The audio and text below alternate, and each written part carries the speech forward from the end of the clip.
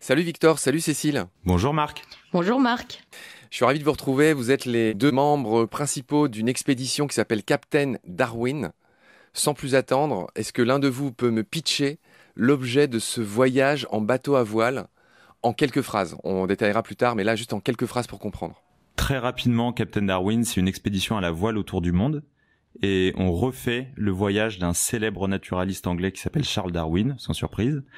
On va en bateau interroger les scientifiques et les citoyens qui sont engagés dans des actions de conservation dans tous les endroits où il est allé. On les interroge sur la manière dont la biodiversité, dont les animaux, les végétaux autour du monde, dont les paysages aussi ont changé, évolué depuis l'époque de Darwin. Donc en fait, on utilise le livre qu'il a écrit qui s'appelle Voyage d'un naturaliste autour du monde, où il décrit ses 50 voyages de façon assez précise. On utilise ce livre-là comme point de référence pour comprendre la biodiversité et comment elle a évolué en 200 ans.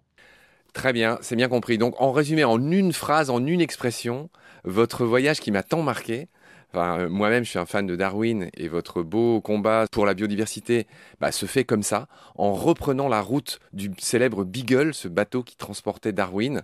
On rappelle que ce voyage de Darwin, c'était entre 1831 et 1836. Et vous êtes parti, je crois, le 12 septembre 2021, c'est bien ça? Exactement.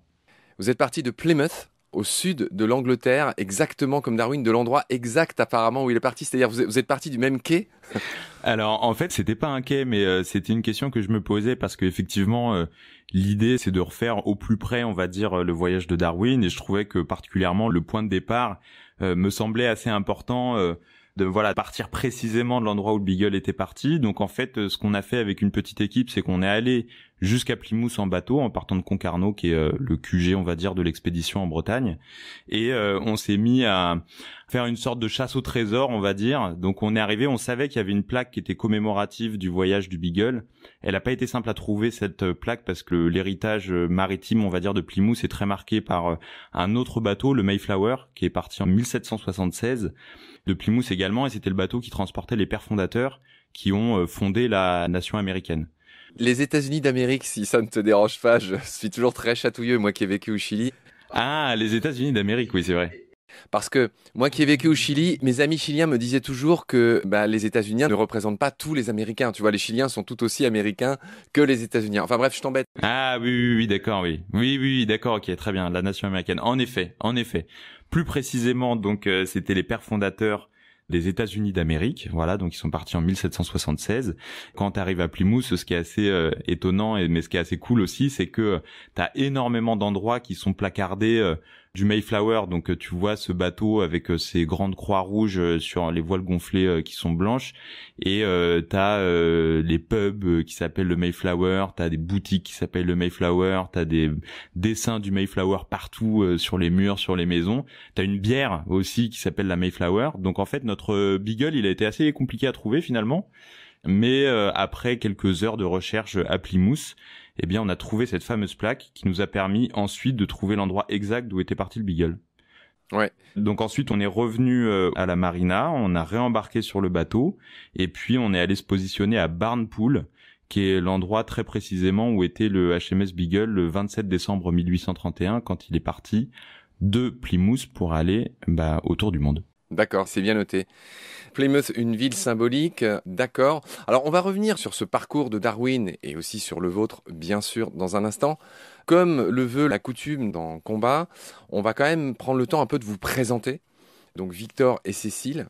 Victor, vu que tu parles depuis tout à l'heure, je propose qu'on commence par Cécile, qu'on n'a toujours pas entendue. Donc, Cécile, qui a 32 ans et qui nous vient de Limoges. Chère Cécile, peux-tu te présenter? Je m'appelle Cécile, j'ai 32 ans et je viens de Limoges. Donc j'ai fait des études scientifiques. J'ai toujours été passionnée par la science et notamment l'environnement. Je suis ingénieure au environnement et j'ai fait une spécialisation santé environnementale pour avoir une vision un peu plus globale de tous les problèmes environnementaux. Ensuite, j'ai travaillé 2 ans dans la recherche sur la qualité de l'eau vis-à-vis des pesticides en France. Et puis après, mes envies de voyage ont été plus fortes et je suis partie voyager pendant 1 an et découvrir l'Amérique du Sud notamment. Et c'est là où j'ai été piquée par le virus de la navigation, parce qu'on m'a proposé d'embarquer sur un voilier à Puerto Williams, donc juste à côté du Cap Horn. Et donc j'ai découvert la mer dans les 50e avec du gros temps, du très très gros temps et 8 mètres de vagues. Et cette expérience ne m'a pas dégoûtée et justement m'a donné envie d'aller plus loin et d'apprivoiser ou en tout cas d'essayer de découvrir plus cet élément. Ouais, Cécile, c'est drôle, Puerto Williams, je connais, c'est pas loin d'Ushuaia, si mes souvenirs sont bons. Il me semble même que c'est un port plutôt militaire, si je me souviens bien. Enfin, c'est beaucoup moins touristique qu'Ushuaia. C'est un port militaire chilien. Exactement, c'est très peu touristique, il limite énormément l'arrivée des touristes dans cette ville. Donc en fait, je suis arrivée en cargo de ravitaillement par les canaux de Patagonie. Ah ouais, d'accord, ok, ben c'est original, ok. Cécile, alors raconte-nous comment tu as rejoint cette aventure. Tu n'en faisais pas partie au tout début. Raconte-nous comment tu as rencontré Victor et comment cette aventure s'est mise en place pour toi. Alors moi, j'ai découvert Captain Darwin sur les réseaux sociaux. Et puis un soir, il y a un peu plus d'un an, j'ai vu Captain Darwin, j'ai vu le bateau arriver sur les quais de Concarneau, donc je me suis empressée d'aller discuter et découvrir cette expédition et ce bateau. Et donc j'ai proposé à Victor d'être bénévole pour l'association. Donc petit à petit, ça s'est fait. J'ai commencé par les relations un petit peu internationales et travailler à terre, à distance. Et puis finalement, comme je suis aussi monitrice de voile, Victor m'a proposé d'être le second sur la Transat. Et donc j'ai rejoint Victor au Cap-Vert en décembre 2021, juste avant la transatlantique, et depuis je suis second sur le voilier. Victor, on va passer à ton cas. Donc toi, tu es le premier. Si Cécile est la seconde, toi, tu es le premier. Tu es le capitaine et tu es le fondateur de cette expédition. Donc pareil, on aimerait te connaître. Vous avez le même âge, vous avez 32 ans tous les deux. Vous êtes tous les deux nés en 89. Toujours pareil, j'aime bien dire, notre entretien là se passe le 22 juillet 2022. Pour bien situer ça dans le temps, vous êtes au début de votre périple. Vous êtes où là d'ailleurs? On se parle via Zoom, mais vous êtes situé où? On est à Piriápolis, en Uruguay là. Donc vous êtes dans une espèce d'escale un peu technique, vous êtes en train de réparer, je crois, des petites choses. C'est ça, en fait, on est dans une sorte d'interchapitre, on va dire, pour l'expédition. On a fait Atlantique Tropical sur l'année 2021-2022, donc comme tu l'as dit, on est parti le 12 septembre 2021, et on est arrivé ici à Piriápolis, début juillet 2022. Ça représente à peu près un an, et on va reprendre un nouveau chapitre qui sera le chapitre Patagonie à partir de novembre 2022 probablement. Donc là, on est dans une phase où on répare le bateau, on améliore son confort, sa sécurité, etc. Et puis on valorise aussi tout ce qu'on a fait jusque maintenant, durant cette année qui a quand même été très riche. On a tourné beaucoup d'images. Et en fait, le rythme très intense de l'expédition a pas forcément laissé beaucoup de temps, de mon côté en tout cas, à monter les images que j'ai tournées. Comme c'est le fond du projet, il faut quand même que je prenne ce temps-là. Donc les prochaines semaines, les prochains mois vont être dédiés à ça. D'accord Victor. Alors comme je le disais, on voudrait te présenter un peu. Je disais que tu étais né en 89, tu as 32 balais. C'est ça. Et tu es rennais. Et toi aussi, tu es quelqu'un qui a bifurqué dans tes études. Raconte-nous ça. C'est vrai, on peut dire ça. On a cette similitude avec Cécile. Alors Cécile, elle est née en 1990, je précise quand même, c'est important. Parce que moi j'aime bien dire à l'équipage que je suis le seul à avoir vécu la chute du mur. Ce qui est bien évidemment faux, mais ça me fait rire. Donc moi je suis né à Rennes, comme tu l'as dit, le 22 décembre 89. C'est une ville dans laquelle j'ai grandi aussi, jusqu'à mes 20 ans à peu près. J'ai fait un baccalauréat scientifique, suite à quoi j'ai intégré l'école de Sciences Po, l'Institut d'études politiques de Rennes, et j'ai fait des études pour au début travailler dans le domaine de la santé. C'était quelque chose qui me plaisait beaucoup, pas d'être médecin, mais de travailler dans l'administration hospitalière. Je trouve encore aujourd'hui que c'est un métier qui est très beau, assez mal compris aussi. Et puis, au fur et à mesure de mes études, je me dirigeais vers une école préparatoire au concours de la fonction publique. Je me suis rendu compte que la vie quand même très cadrée des hauts fonctionnaires en France, avec une grille d'avancement, etc. C'était pas forcément une vie qui me convenait. Moi, j'aimais bien voyager, l'aventure, etc. Et en fait, j'aime toujours beaucoup les documentaires, j'en regardais beaucoup, et puis à un moment donné, je me suis dit, mais en fait, s'il y a des films qu'on peut voir à la télé, c'est que il y a forcément des gens dont c'est le métier de les faire, quoi. Et puis j'ai commencé à m'intéresser à ça, donc effectivement, comme tu dis, j'ai bifurqué. Finalement, en 5e année, j'ai fait un master en communication. Ça m'a permis de commencer à travailler un peu sur le montage, le cadrage. Ça m'a énormément plu enfin de pouvoir mettre les mains dans le cambouis et d'arrêter juste de manipuler des concepts un peu abstraits comme je l'avais fait jusqu'alors pendant mes études. J'ai adoré ça et donc du coup derrière j'ai continué. J'ai commencé à travailler comme indépendant, technicien, cadreur, monteur et petit à petit je me suis spécialisé dans les films documentaires sur l'environnement. Comme ça a toujours été ma passion, je suis allé jusqu'au bout et puis maintenant c'est mon travail. Alors Victor, tu as travaillé pour une première expédition qui quelque part a inspiré celle que tu as créée par la suite. En 2013, tu as travaillé pour Under the Pole. Est-ce que tu peux nous résumer de quoi il s'agissait et ce que tu as appris là-bas? Ouais, du coup Under the Pole, c'est une série d'expéditions de sciences spécialisées dans le domaine subaquatique. Donc c'est un grand bateau de 20 mètres de long où il y a plein de matériel de plongée, il y a beaucoup de plongeurs aussi, et ils font des programmes scientifiques dans des régions qui sont difficiles d'accès. Donc j'ai commencé à travailler avec eux effectivement en 2013 au Groenland. Enfin, je les ai rencontrés en 2013, j'ai commencé en 2014.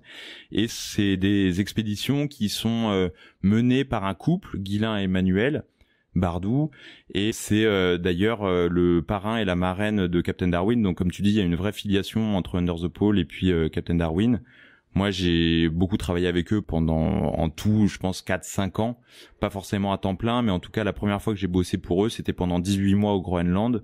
Et un petit peu à la manière de Cécile qui disait qu'elle avait été piquée par le virus de la voile de la navigation dans les 50e dans le sud. Moi, j'ai été piqué au virus des expéditions à 80 de latitude nord sur la côte ouest du Groenland. C'était une expérience qui était incroyable, qui était géniale parce que ça mêlait aventure humaine, aventure scientifique, voile, création d'une famille en fait sur ce bateau qui devient le seul refuge dans l'immensité du Groenland où il fait froid, où il y a des tempêtes, etc. Le bateau, c'est l'endroit qui est un peu cocooning quoi. Et puis même si les journées étaient très longues, il y a une vraie famille qui s'est constituée. Et ça, je l'ai jamais oublié.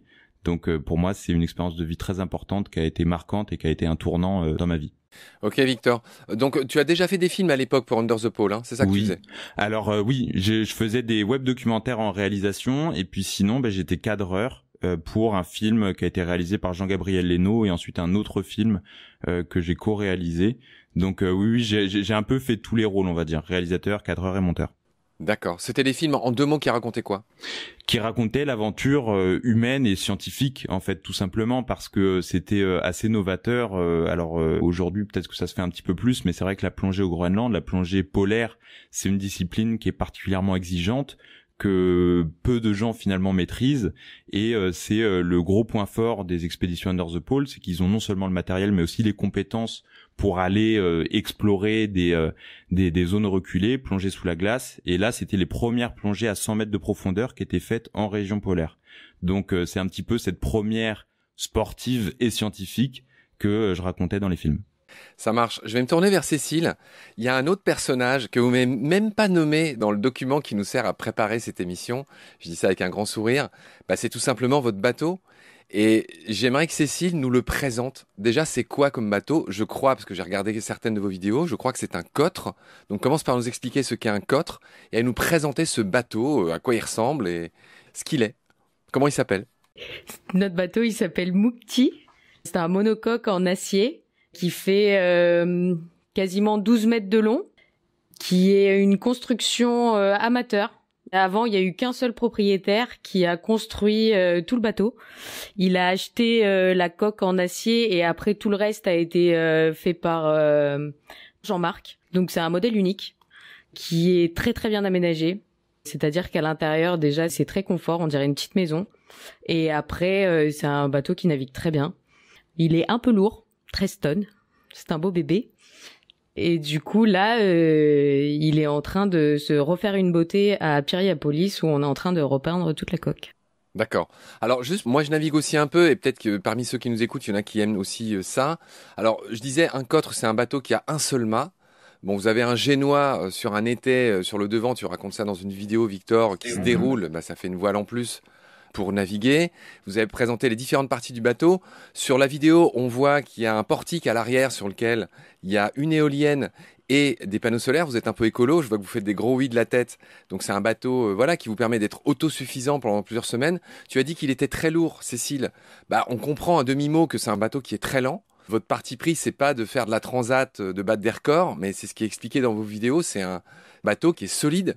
mais qui permet pas d'aller vite. Je crois que vous dépassez pas les 5 nœuds de moyenne. Ça fait combien de kilomètres heure? Ça fait à peu près 8-9 km/h en moyenne. Voilà. Et donc, par contre, il est très adapté pour toutes les régions dans lesquelles on va passer pour le tour du monde. C'est-à-dire d'avoir une coque en acier quand il y a un petit peu de glace autour, c'est quand même une garantie de sécurité. Bon, donc voilà, il y a ce qu'on appelle le cockpit, c'est l'endroit où on peut tenir une barre pour diriger le bateau. Il y a une timonerie où il y a les instruments en bas où on peut voir par exemple la profondeur pour pas s'échouer, enfin tous les trucs classiques. Et puis voilà, il y a ce qu'on appelle le carré qui est un peu le lieu de vie. Et vous avez combien de cabines sur ce bateau? On a 2 cabines, une à l'avant pour 2 personnes, une à l'arrière pour une personne, et après il y a une personne qui peut dormir dans le carré aussi, dans le salon. Bon, très bien. Donc quand je viendrai vous voir, a priori, j'aurai la cabine à l'arrière. Le salon est très confortable aussi. Le salon est très confortable aussi, car j'imagine que vous avez colonisé les 2 cabines du bout du bateau. Proue et poupe. Non, on tourne un petit peu. Tout le monde dort un peu dans tous les endroits, et notamment en navigation où avec les cars, on est obligé de faire des tours de veille. Du coup, tout le monde dort un petit peu dans tous les endroits. D'accord, c'est bien compris. Alors, pour être tout à fait complet, on a présenté Victor, on a présenté Cécile, on a un peu parlé de ce bateau, d'accord. Est-ce qu'on dirait pas un mot quand même sur, je crois qu'il s'appelle Julien, qui est l'homme qui reste à terre, celui qui s'occupe de beaucoup de choses. Présentez-nous les autres gens qui travaillent avec vous. Il n'y a pas que Julien, il y en a aussi qui viennent vous aider à filmer ou faire des choses. Est-ce qu'on dirait pas un peu leur prénom? Alors, ils sont pas là pendant cette interview, mais peut-être qu'on peut dire un mot sur eux quand même. Tu fais bien d'en parler. Je trouve que c'est important parce que des projets d'expédition, des projets comme Captain Darwin ou Under the Pole ou d'autres, c'est des projets collectifs avant tout. La raison pour laquelle ça fonctionne, c'est parce que il y a plein d'énergie qui se mettent au service d'une cause commune. Julien, il est extrêmement important dans cet écosystème-là, puisque c'est déjà la personne qui en bénévole pendant 1 an a chapeauté, on va dire, le chantier qui nous a occupé avant le départ du 12 septembre 2021. Et par ailleurs, bon, depuis que le bateau est parti, il y a évidemment moins de travail sur le bateau qui n'est plus à Concarneau. Il a commencé à beaucoup s'occuper de la partie pédagogie, coordination pédagogique et direction des opérations. C'est son titre officiel, directeur des opérations. Donc il gère toute la vie associative qu'il faut gérer, la paperasse, toutes ces choses qui sont pas forcément très excitantes mais qu'il faut faire. Il s'occupe de la coordination du programme pédagogique parce qu'il y a beaucoup de choses qu'on fait. On est conventionné avec la région académique Bretagne et on s'attache, en utilisant la matière qu'on filme, qu'on capte autour du monde, à animer un programme de pédagogie active pour plusieurs centaines d'élèves en Bretagne. C'est un projet qui est très important dans le cadre de l'association, et ça c'est Julien qui s'en occupe. Après, pour citer, il y a évidemment les gens qui sont passés sur le bateau, Antoine Clément, Martin Roth, Nicolas Molon, Maxime Orlaville, Alec Magnan, Florie Cadillac, voilà c'est ça, Florian Garcia, Eduardo Sampaio, beaucoup de gens en fait, mais ça c'est que la partie émergée de l'iceberg on va dire. Après il y a aussi beaucoup de bénévoles qui s'investissent à Concarneau. Nathalie Deliou, on a une stagiaire aussi, Eva Texier, qui est super. Plein de gens que j'aurais du mal à tous citer, mais qui sont pourtant tous très importants dans le projet. D'accord, et puis il y a aussi quelqu'un qui a filmé avec toi là, cette histoire de poulpe, je me souviens plus son prénom. Alors le poulpe, c'est moi qui me suis occupé de la captation d'images. Mais par contre, j'ai eu 2 copains réalisateurs un peu comme moi, qui ont aussi travaillé pour Under the Pole d'ailleurs. Donc Alec Magnan qui était là sur la Transat, qui a beaucoup filmé pendant la Transat. C'était cool parce que moi ça m'a permis de me concentrer sur le bateau, la navigation, tout ça. Puisque c'était une grande première, pour moi et pour Cécile aussi d'ailleurs. Et puis ensuite on a eu Maxime Orlaville, également un mec super, qui était là sur la partie paresseux dans la forêt tropicale atlantique et puis reforestation, dont on va parler un petit peu plus tard, je crois. Absolument. Bon, donc on a la satisfaction d'avoir parlé de ceux qui vous aident, ceux qui sont à terre ou ceux qui viennent vous voir sur le bateau. Ça, c'est fait. Je propose qu'on finisse cet épisode en disant un mot de ceux qui vous inspirent. Alors, vous avez une page YouTube, vous avez un site web, donc c'est captaindarwin.org pour le site web. Votre chaîne YouTube, j'imagine qu'elle s'appelle aussi Captain Darwin. Exactement. Sur laquelle on peut déjà voir une 15aine de vidéos du début de votre voyage. Enfin, je dis le début. Encore une fois, on rappelle que vous mettez dans les voiles, si j'ose dire, du Beagle, ce célèbre bateau qui a transporté Darwin. Et là, vous êtes arrêté en Uruguay, à Piriápolis, pour refaire de la peinture. Et donc, vous avez déjà, malgré tout, fait une partie du voyage de ce Beagle. Et vous avez fait une certaine vidéo qui vont constituer nos épisodes qu'on va faire à la suite avec vous. Et donc sur votre chaîne YouTube, j'ai remarqué que vous aviez mis vos inspirateurs, enfin je sais pas comment ça s'appelle, ceux que vous aimez sont signalés sur votre chaîne YouTube. Et du coup, moi je regarde tout dans ces cas-là, je suis allé voir. Et notamment, j'ai vu que vous aviez indiqué le Sailing Frenchman, Ah qui est oui, une autre chaîne YouTube. Hugo. Ouais, carrément, ouais. Présente-nous le mec en 2 phrases. Bah, j'aurais un peu de mal. Bah, alors, c'est un gars que je suis qui produit beaucoup de vidéos, un navigateur français qui fait des vidéos en anglais. Alors, c'est vrai qu'il m'a beaucoup inspiré à ce titre-là parce que je trouve qu'en France, on fait pas suffisamment l'effort parfois de faire les choses en anglais. On a un peu honte de notre accent. Moi, j'ai pas trop honte du mien, mais ça a été un gros travail quand même.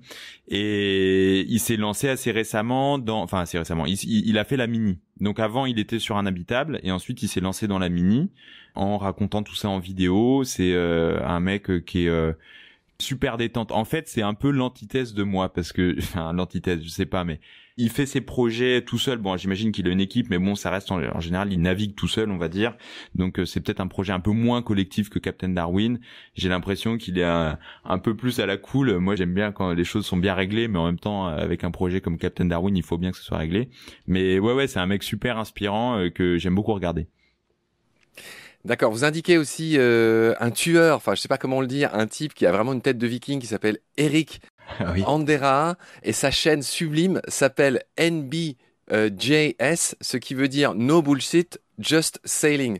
Le gars, en gros, il explique que tout ce qui l'intéresse dans la vie, c'est naviguer. Il annonce la couleur. Ah ouais, lui, il est génial. Il est génial. Moi, j'adore. C'est un de mes rêves, la navigation dans ces coins-là. Lui, il est entre la Norvège, Danemark, Finlande, tout ça.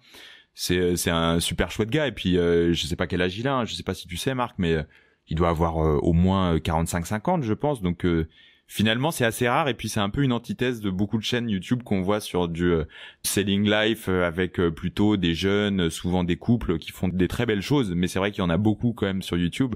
Et lui, non, c'est un gars qui dit no bullshit, just sailing, qui roule sa bosse, qui fait des super vidéos, un peu de bric et de broc. Et je trouve ça génial, ouais. Alors justement, ce que tu viens de dire là, les couples qui naviguent dans les endroits les plus sublimes de la Terre en faisant plein de vidéos sur ce qu'ils pêchent, sur comment ils naviguent, sur les gens qu'ils rencontrent, enfin c'est presque des vidéos de voyage, c'est très bien aussi. Alors l'exemple de ça, vous l'indiquez, c'est Sailing La Vagabonde. Alors moi je pensais que c'était les Frenchies, mais en fait c'est un couple d'États-Uniens. Non, ils sont australiens. Ah, ils sont australiens, pardon. T'as pas reconnu l'accent parce que pourtant ils ont un accent très très marqué. Oui, c'est vrai. Non, mais en tout cas, ils sont anglophones. Ils ont 1,8 million d'abonnés. Ils ont un énorme succès.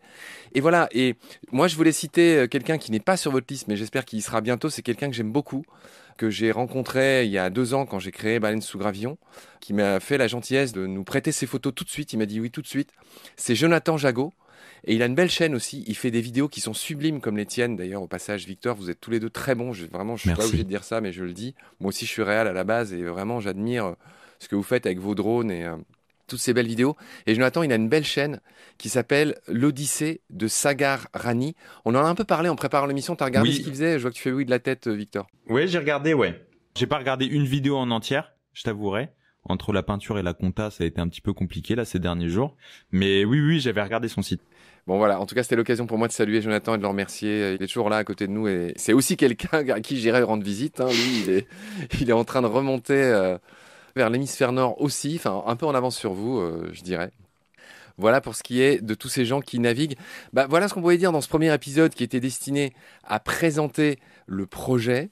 Donc Captain Darwin, on le rappelle, c'est l'Odyssée de Darwin 200 ans après, fait par des jeunes qui se mettent dans ses pas, dans sa voile, et qui revoient les endroits où il est passé en relisant son bouquin et qui comparent tout simplement en agrémentant ça de vidéos, d'invitations de scientifiques qui viennent faire des expériences, etc. Le tout retransmis à des enfants en Bretagne qui vous suivent. Voilà, en gros, votre projet Captain Darwin, c'est ça. Et on est copains avec Baleine sous Gravillon. C'est pour ça que j'ai décidé de parler de vous. On vous a présenté l'un l'autre, donc Cécile et toi, Victor. On a présenté le bateau, on a présenté vos copains, ceux qui vous aident à terre et qui viennent vous rendre visite. Et donc, le prochain épisode sera consacré à votre première grosse escale qui a été le Cap-Vert, où il sera question de poulpe et notamment de ce fameux test du miroir appliqué aux poulpes. Ce test du miroir sert à voir si les animaux ont une conscience d'eux-mêmes, s'ils se reconnaissent dans le miroir. On racontera tout ça la prochaine fois. D'ici là, merci pour votre patience depuis votre chantier en Uruguay à Piriápolis. Prenez soin de vous, vous avez de beaux sourires, vous êtes bien bronzés. Et je vous retrouve très vite pour la suite. Salut, prenez soin de vous. Merci Marc. Merci Marc, à très vite.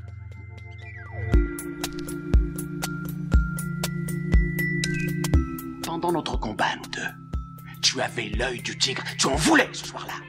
Il faut que tu retrouves ça maintenant. Et la seule façon, c'est de recommencer au commencement. Tu vois ce que je veux dire ?